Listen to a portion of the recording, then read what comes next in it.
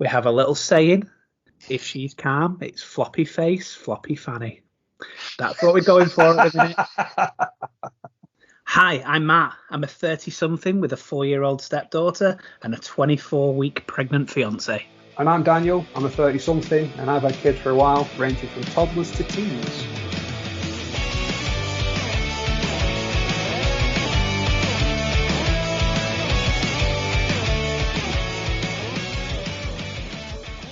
So, welcome to this week's podcast. I'm Dan, and this is Ramblings of Dad Men. I'm joined once again by my friend Matt. How are you, mate? I'm very well. How are you? Have you had a good week? Not too bad at all. Yeah. What do you think of the new name? Love it. I was telling one of my friends a couple of weeks ago about how we were starting this podcast, and we went up to some camping field around the corner up in Clitheroe way. I owned her there for a couple of hours. But anyway, I told them about this podcast, and this is the name. What do you think about it? He was like, I hate it. But then after about 10 seconds, he thought, I can't think of anything better, so I love it. So I think it's quite catchy. If anyone has any other opinions on that, feel free to let us know on the usual means of social media. How's your week been, mate? That's been good. I think one comment just to add, this name, for the new name for the podcast series, it summifies perfectly, because that's all we're doing. We're just rambling away. Obviously, you're growing up, becoming a dad. It's about time, isn't it? It really is about time. It is. I'm still smiling from the last episode. Yeah, so I've had a busy week since then. For anyone that hasn't listened to last week's episode, I got engaged last weekend. I won't go. You can listen back to what I did, but it's been a bit of a hectic week on the back of that, in terms of, lots of people wanting to come and congratulate us, and just a lot of people asking us what we're doing. I'll tell you what I have done. We have booked our first wedding fair at the start of September, so that'll be good. That'll be interesting. Which is that? It's over in Preston. I don't particularly know whereabouts it is, but it's like a big barn. So it looks good. Yeah, they're interesting things. The people that just all sorts of just wedding-y type stalls. Just really. We went to a few. We went to one. Actually, I think it went to where we actually got married. And I'm sure, I don't know how they got it in there, but there was a massive car in the middle of the room. Wow. Obviously, they're all in wedding cars. Like you'd think. But yeah, no, it was obviously things have probably changed. It's actually tomorrow, 7 years to the day since me and my wife got married. Congratulations, mate. Well done. None of us have got the itch, hopefully. 7 years? How, that's flown so much as well, hasn't it? 7 years. Yeah. I remember, I remember the stag do. Or more importantly, I can't remember the stag do. But I also remember, obviously, the wedding as well. And that was a really, really nice wedding as well, wasn't it? That's obviously something that you must have put a lot of time and effort into doing. And then we also had your infamous first dance as well. Want to talk about that? No, it was good. It was good. I think I sort of gave my wife, so we did one of the funny dances rather than a traditional slow dance or anything like that. We did a bit of a comedy dance. We started off with the slow dance and then very fast kicked into that. My wife it was actually her idea, and she spent many weeks campaigning, trying to twist my arm in the build up to it. And I played hardball a little bit. I was sort of sitting on the fence. I wanted to do it, but I just wasn't sure. And then caved. We practiced once, which involved moving all the furniture out of the front room. And that was about 4 weeks before the wedding. That was the only time we practiced. But it was honestly the best thing I've ever done. I would highly recommend anyone to that look of just shock and awe on all of your family's faces, and the screams and the cheers as we're doing it. Again, it's people don't expect it; they're just expecting a slow dance. The way that you did it was absolutely amazing. I think it was Take That came on first, wasn't it? And then about 10-15 seconds later, you went into this whole mega mix. It was brilliant. It was absolutely brilliant. So my wife's a massive Deck fan. I think then which one was which. We had a little bit of PJ and Duncan in there. Oh yeah, of course. had to wear a deck mask just so she could see deck on her wedding day. Yeah, secretly wishing she married him instead. Yeah, we had Gangnam Style. We had all sorts. It was fun. Bro, Have you got any plans for anything like that? Naturally, you're going to say no because it's going to be a surprise. But I mean, we haven't got any plans at all. We're still in very early days. We've had a few little private ideas, but nothing set in stone. I don't think we've got anything, or we won't have anything planned for a good while yet. I think we're 18 months away before we even start. Maybe not setting a date, but it's going to be a longer engagement. Yeah. No, typically, I mean, I would say that's like a stay of execution. You've got 18 months of freedom. Yeah. But no, you've not. You've yeah. I think you're already sort of joined together. Yeah, but of course, it's just nice to. I don't think we've ever been in the position before where how's the best way to word this? I've never really been interested in being married before. I don't think she has, and I think it's right, isn't it? Once you know, you know. So I think our thought about the wedding at the minute would be we just want to be married to each other, and whatever that may be, that could be anything from eloping to having a big wedding. We haven't decided yet, so there is some talking to do, but as you're aware, we've got a little one on the way as well, and she's taking priority. If I get a text message saying pack a bag, we're going to Gretna, it could be a short notice thing. Yeah. I'll need a witness, so I'll take a camera and you can be the photographer as well, hey? Oh, good. Yeah, that's fine. Strings to my cap, a bow, a feather, one of them, something like that. I'm sure you used to have a big camera, right? Didn't you? Oh, no, do a little bit. Okay, that's one idea in the bag. Becky, I'm sure she'd love that. Also, we had it was Flossie's birthday this week. She was 4 on Thursday. So that's also been a busy day because we've had 2 birthday parties, 1 trip to the theme park, which she absolutely loved. So it's just been a really tiring, busy week, to be honest. What about you? Not much. They're all on half term. I completely forgot that everyone was going on half term because I realised how busy the theme park was because of that. It was absolutely heaving. It was like COVID didn't exist, which, to be honest, was really nice to see. You know, it's finally we're getting back into the real world a little bit. We're off tomorrow. We're tomorrow to the lakes for a couple of days. All right, okay, that'll be nice. A bit of downtime. Just the 3 of you? 4 of you? 4 of us, yeah, and the dog. Yeah. And the dog as well. Oh, of course, yeah. The highlight of your family, I guess, at the minute. Yeah, that's like having a kid again, which is fun. A relatively new addition, right? Yeah, well, start of the year. I think like most people during lockdown, we got a dog. What I didn't realise was said dog would be getting up at 6 to 6:30 every morning because she's still a puppy and she still needs the toilet. Let's just say I'm the only one who was willing to get up at 6:15 every morning religiously. That it's like being a dad all over again, eh? Part of the podcast. Another highlight of the week is that today, Sunday, we have reached 24 weeks. So that is, unless I'm mistaken, we're now getting into viable pregnancy. I've never heard that term.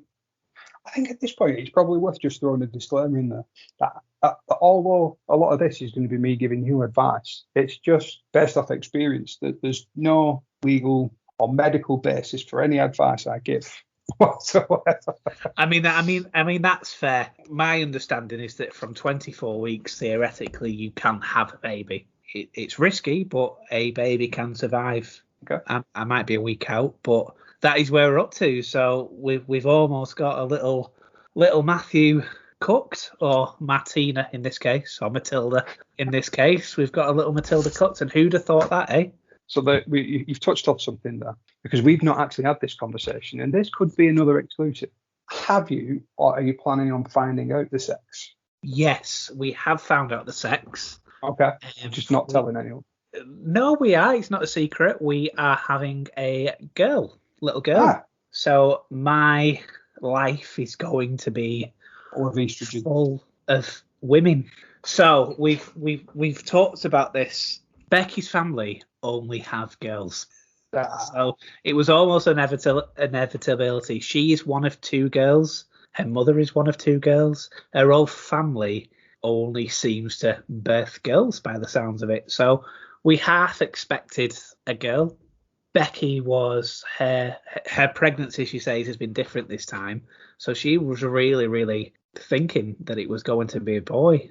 A lot of people said that it was a boy based on what she said, but no, we are 90% sure it's a little girl. Oh, amazing. And I must admit, I do remember ribbing you for firing females. Yes, that's right. I think the last time we saw each other, I'm sure I must have told you, but maybe I didn't. I think you did. We had a few sherbets. Yeah, we had a few Bud Lights, which you routinely get piss out of me for drinking. I'm only a small guy. I can't hold my alcohol. That's the problem. You had 4 Bud Lights and had to go home because you were a bit squiffy. I mean, I felt all right. I did have a headache in the morning, though. Maybe it was the cooking. I blame the chef. The chef, yeah. Who was you, right? Once a barbecue's lit, only the alpha male's allowed to attend to it. Yeah. Look, I'm fine just drinking on the table. I'm absolutely fine with that. That was that was quite a pivotal day as well, really, because that's a day Georgia and Flossie had met before as well, but they really, really seemed to connect that day as well, didn't they? Yeah, especially at 9 o'clock at night when they were wrestling with each other. Oh, holy God, yeah. Right, purpose of the podcast. Last week, obviously, you threw a lot of questions at me, and that's good because obviously you got a lot of expectations. I wanted to spin it back around on you this week and ask you a key question. What are your top fears of becoming a parent? Oh God, what a question! What's the first couple of things, the things that you're most scared of, and if I've got any advice or help for it. I mean, obviously, last week it was very much you asking me things, but I want to throw some philosophical sort of questions at you. A couple of curveballs there, mate. Yeah. Okay, so I think one of the top fears is, and maybe this is just me being me, is that getting things right, getting things wrong. There's a lot of things that you can read, there's a lot of things that you can do, but I guess you only learn by doing it. So I'm really clumsy in the back of my head. I feel like I'm scared of dropping the baby. I'm scared of doing something wrong. I'm scared of getting the formulas wrong. I'm scared of not so much of being a dad, but I'm scared that I may not be able to provide for if something happens at work or something like that. That's a massive worry. I guess money is a worry in terms of if the worst comes to worst and I lose my job. I'm really scared about what happens then. Not that I expect that to happen, but it's always a possibility. So I'm really scared about, I guess, being the head of the family, providing, me being the person that people rely on, and I feel like I'm not able to do it. That's a scary comment you made right there. You will be the head of the family. I mean, when I said to you then, what are your biggest fears? I didn't mean in life of losing your job, walking out in front of a bus. I just meant about becoming a dad. I get what you're saying. I understand. I mean, okay, so like the getting things right and wrong, and that, I think that is spawned very much from that schooling sort of nature of you're taught in school this is the right way of doing things. You're going to be examined on it, tested, and at the end of it, if you get it wrong, it's wrong. You don't get a mark. Everyone's sort of trained to think like that in life, and I think with kids, you said it then that a lot of it it's experience based. Partly why we sort of formed this is just to sort of share some of my experiences with you and help you through this process. But we did exactly what you said about the formula. And really funny that you mentioned that. When we first started off with formula, we followed the guidelines to the T. There was a knife in there, and you follow the instructions of fill a scoop, slice it off at the top so it's a flattened scoop, make sure it's filled, no gaps, and that was exactly almost measuring it to the granule of making sure that there's the right amount of formula in there. Within a couple of weeks and months, you learn that a little bit extra isn't a bad thing.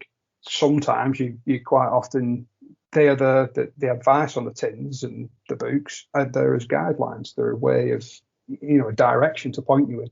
You learn parenting as you go along. There's no right and wrong way to parent. Yeah, I understand what you mean.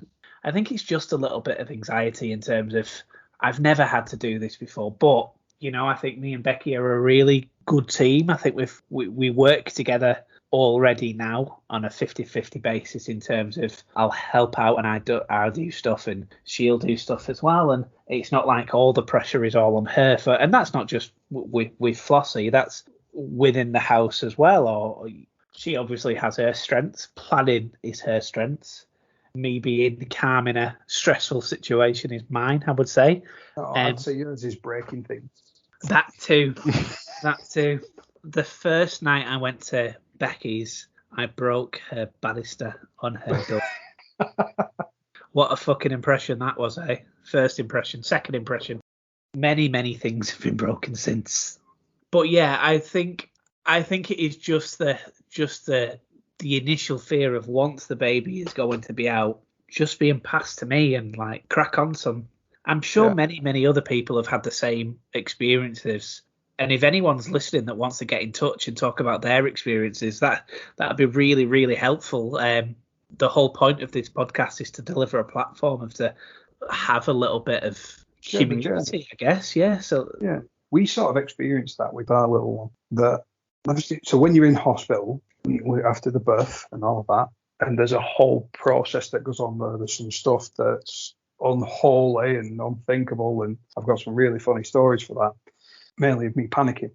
But when you're in hospital the day after, or later on that day, whatever, typically once a day, twice a day, the midwives tend to do like sort of a shared session, a general session, and there's a feeling of community there because you're on a ward after you've delivered. You go into a ward of maybe 4 to 6 other mums, and you've got that little pocket then of you're on your own with your child, but you can copy somebody else. You can look at somebody else changing a baby or asking for help or whatever, so you feel a little bit of comfort in knowing that when to ask for help, or that sort of not sheep mentality, but you get what I'm saying, that the sense of community.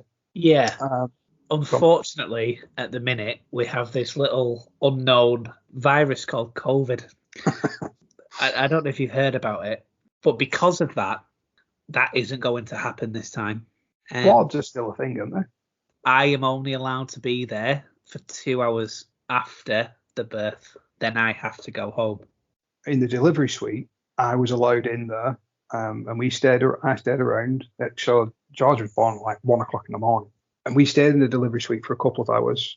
But then when she got moved onto the ward, I had to go home, and then I was bound by normal visiting hours. So I was sort of like full of adrenaline at this point. And it was 3 o'clock in the morning, just coming out of Wigan Hospital. They're all safe in the ward. And I weren't allowed back in until 8 o'clock in the morning. Beck sent me home, I'll get some sleep. And I couldn't. So I went to Tesco in Wigan, and I was walking the aisles of Tesco at 4 a.m, smiling away to myself, just sort of perusing around the aisles because I didn't want to go home and go to sleep. Everybody else was asleep, so I couldn't ring anyone and talk to anyone. So I just looked like a weirdo. I fully understand that, because I don't think I'd be able to sleep in that situation, or I guess that's the time where you really want to be bonding with your child. Yeah, it just feels a bit strange. But I guess if you've had that similar situation, it's not a thing that's totally unheard of. It's just something that we've been told that will probably happen unless restrictions ease down 3 months' time, but that's probably not going to happen. And that's led us to think about home birth, to be honest. Apparently, this is something that the midwives are trying to push. I was going to say, one of the things that Beck actually wrote in her birthing plan, which is a thing, she actually put down that she wanted a water birth. Right, okay. Wigan baths. She wasn't going to the swimming bath to give birth.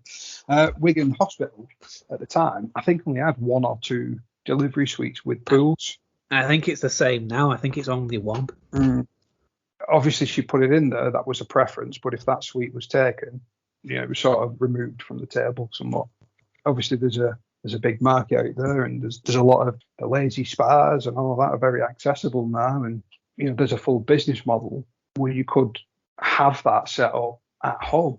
And if you was going to go for that home birth, then a water birth is very much a viable option if that was something that you wanted to do. I think it's something that is definitely the preferred option at the minute. Certainly for Becky, who didn't have the greatest experience first time round. So much so the water bath has already been ordered. The other options was to go to Warrington. Her preferred option would have been a water bath, although I think the midwives have said that was unlikely because there is only one. There is another option. There's a midwife delivery unit over in Worsley, which is about half an hour away from us. It's near Manchester. That's another option, but if something was to go wrong, you're quite a distance away from another hospital, really. So at least where we are, we're 2 minutes away from a hospital. If anything, if it keeps Becky calm, relaxed, that's the way we want to go. We have a little saying that she's ungraciously nicked from somewhere, but we need to keep her calm. So if she's calm, it's floppy face, floppy fanny. That's what we're going for at the minute. That's what we're going for. If she gets tense, she tenses up everything. So everything's floppy. Oh, okay. No, that's good. It's good to hear. I mean, so jogging back a little bit, I know we digressed there, but the original point where I was going, it wasn't the 3 a.m. that sort of hit me. As I was saying, so the ward thing, that you get a sense of community. The biggest sort of moment when it all hits you, obviously you get discharged from hospital, and we went and visited some family on the way home from hospital, so everyone could, see Georgia and welcome her into the world. But then when we very, very first got home with Georgia, we were the only ones here. There was me, Beck, and Georgia. We sort of put her down, looked at each other, and went, "The fuck do we do now?" That's when it hit us that we were parents and we were responsible for this child. And it was a nice feeling, but it was really scary at the same time. But we sort of sat down and we just had this little shared moment of we've gone through this massive emotional roller coaster of childbirth over the last 24, 48 hours. There's been midwives, there's been nurses, there's been family there. And it was just at that moment when we got home and sat down, Georgia in the baby carrier, and it was just perfect. We just looked at each other and was like, right, what do we do now? I guess it's that massive sense of relief that everything's okay. You've been discharged from hospital and you kind of just want to relax. I guess that's where the hard work really starts now, doesn't it? Because, it's not a Tamagotchi. You can't reset the thing. you've really got to push extra, and that does mean sleepless nights, going on unbroken sleep, like you mentioned last week. And is that where a bit of instinct kicked in because she's yours and you're ultimately responsible for her at that time? Is there some sort of primeval instinct that kicks in where you're hyper alert when you're asleep, or do you know what I'm trying to get at? No, there was just many years of ninja schooling all kicked in, and I've been training for this all of my life. No. So babies will cry for one of two, maybe three things. They're hungry, they've shit themselves, or they're tired. That's the only three things that if they're crying, one of them three. And when they're very first born, they'll sleep for probably 16 to 20 hours a day. Having a newborn baby is probably the easiest thing you'll ever have. It's when they grow up. I mean, when they get to the teenage years, that's when they sort of revert back to that and sleeping 20 hours a day. I was just going to say sleeping 16 to 20 hours a day. Yeah, not that I'm jealous, but there's massive phases. Okay, so when you start, I'm assuming you're saying when there's a start of a personality there, a few months down the line, would you say? It's really, me and Beck sort of had, I used to think when she was, I've downloaded all the apps and sort of tracked, and when she's going through all these emotional stages and development stages and all of that.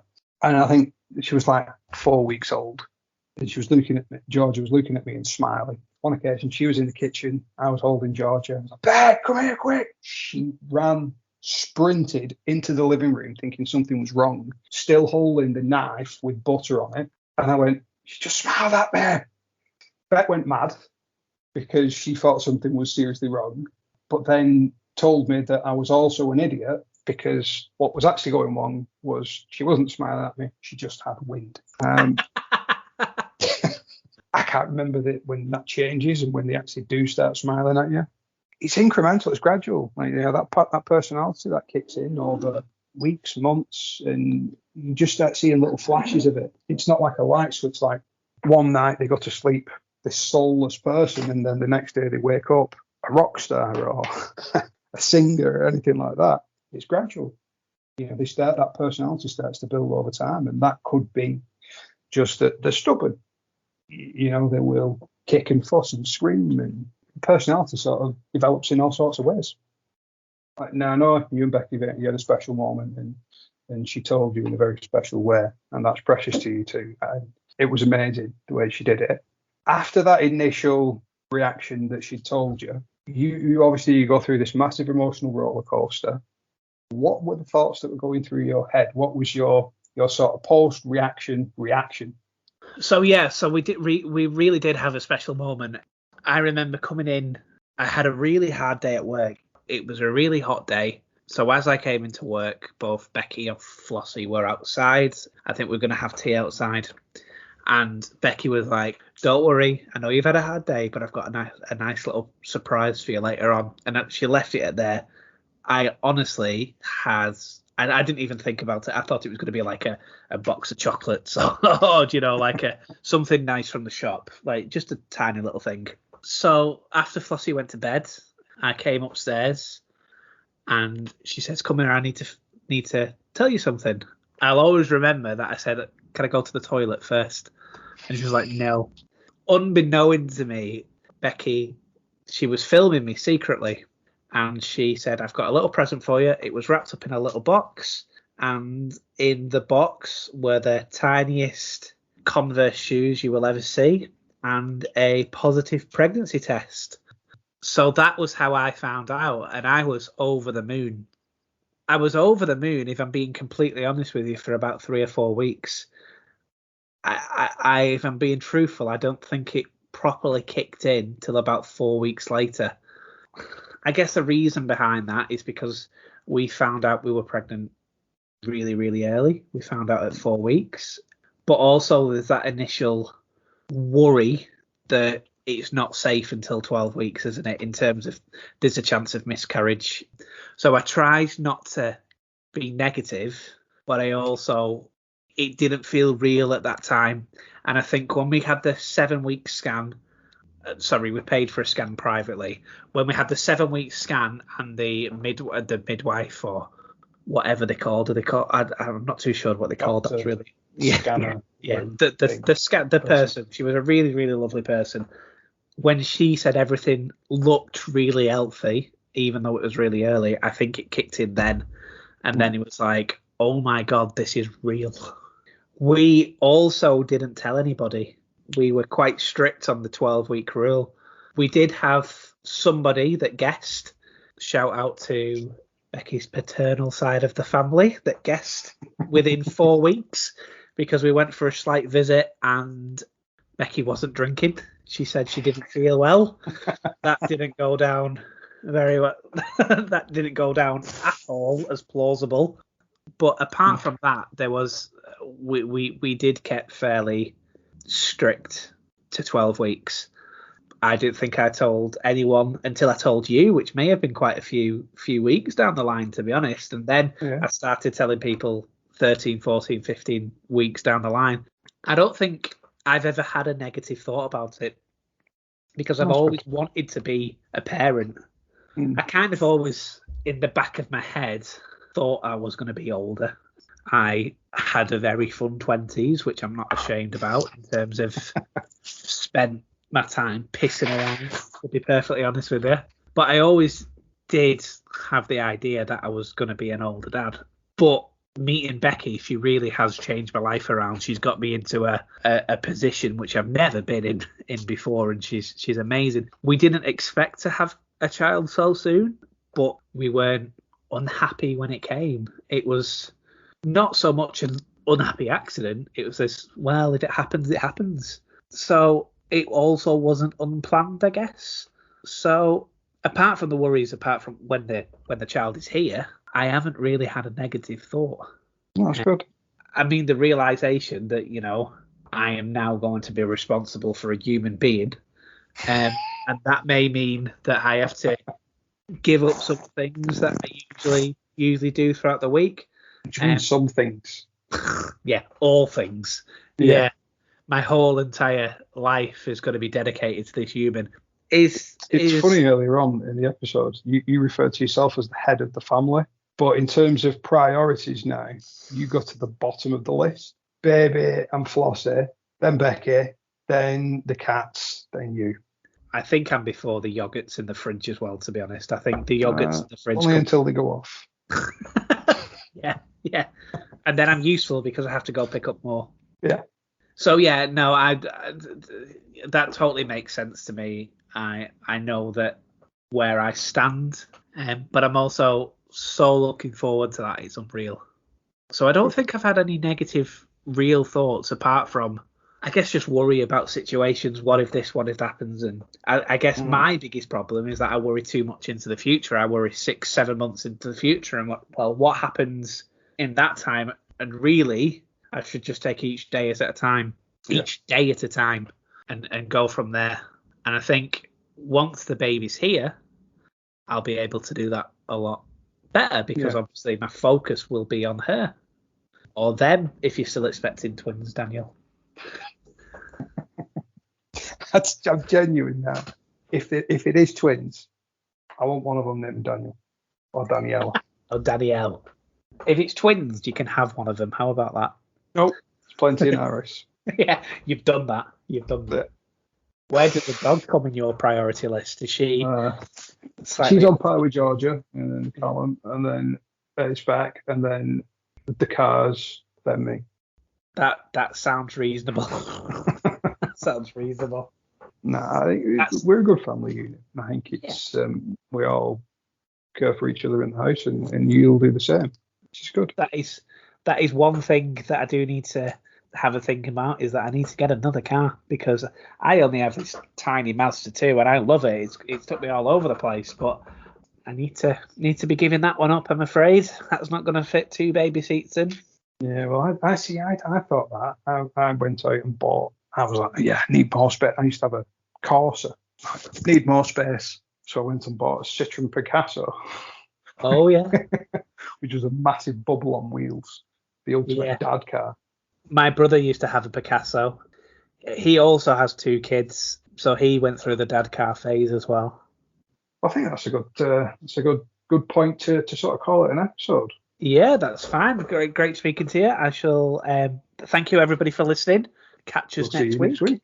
Yeah, brilliant. Bye now. Yeah.